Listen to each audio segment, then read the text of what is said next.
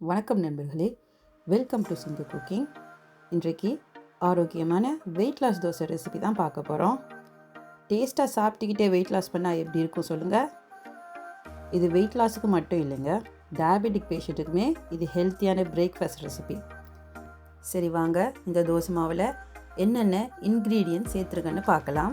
சம்பா கோதுமை இதில் யூஸ் பண்ணியிருக்கேன். ஜெர்மனியில் துருக்கி கடையில் புல்கர் வீட்னு இது கிடைக்குது.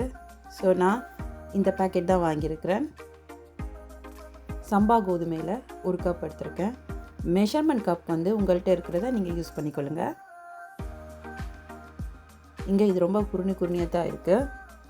இந்தியாவில் இது நார்மலாக யூஸ் பண்ணி உப்புமா செய்வாங்க.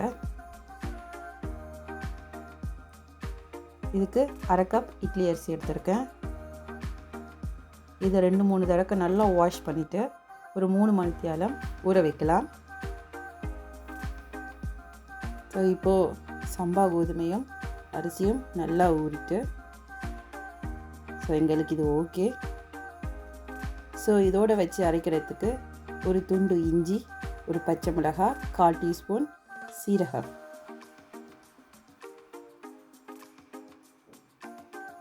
இஞ்சியை தோலை எடுத்து போட்டு நல்லா சின்னதாக வெட்டி எடுத்துக்கொள்வேன். இப்போ ஒரு கிரைண்டரில் மிளகாய், இஞ்சி, சீரகம் எல்லாத்தையும் போட்டுட்டு அதோட 2 கரண்டி சம்பா கோதுமையும் அரிசி கலவையும் சேர்த்து நல்லா மையாக அரைச்சி கொள்ளலாம். பிறகு மிச்சத்தை எல்லாத்தையும் ஒன்றா அரைச்சி கொள்ளுவேன்.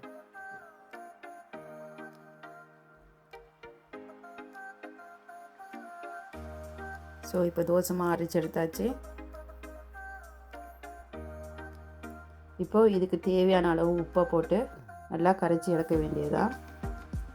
நாங்கள் இந்த தோசை மாவை வந்து புளிக்க வைக்க போகிறதில்ல, உடனே நாங்கள் தோசை ஊற்றி எடுக்க வேண்டியதுதான்.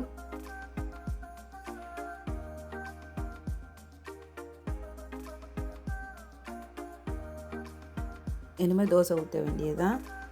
தோசைக்கல்லை வந்து ஹை ஃப்ளேமில் வச்சிடாதீங்க, மீடியம் ஹீட்டில் வச்சு ஒரு நார்மல் ஹீட்லேயே நீங்கள் தோசை வாக்குற மாதிரி பார்த்துக்கொள்ளுங்க. நார்மல் தோசையை விட இந்த தோசை வேக கொஞ்சம் நேரமாகும். நார்மல் தோசை 1 நிமிஷம் நேரம் எடுக்குமெண்டா, இது ஒரு 2 நிமிஷம் இல்லை 3 நிமிஷம் நேரம் எடுக்கும். அவ்வளோதான் வித்தியாசம்.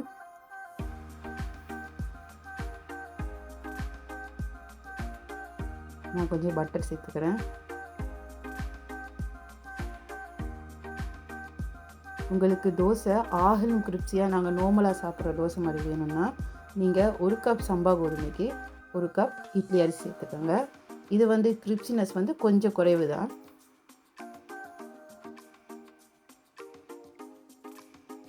நார்மல் தோசை மட்டும் இல்லாமல் இதில் நாங்கள் முட்டை தோசையுமே செய்யலாம். ஸோ இன்றைக்கி நான் தோசைக்கு ஸ்ரீலங்கன் அரசம்பல் வச்சு தான் சாப்பிட போகிறேன். ஸோ முட்டை தோசையும் சூப்பராக வந்திருக்கு. ஸோ காய்ஸ், நீங்களும் என்னைய மாதிரி நான் சொன்ன அளவுலேயே செஞ்சு பாருங்கள். நல்ல டேஸ்டியாக அண்ட் ஹெல்த்தியாக சாப்பிடுங்க. Thank you so much.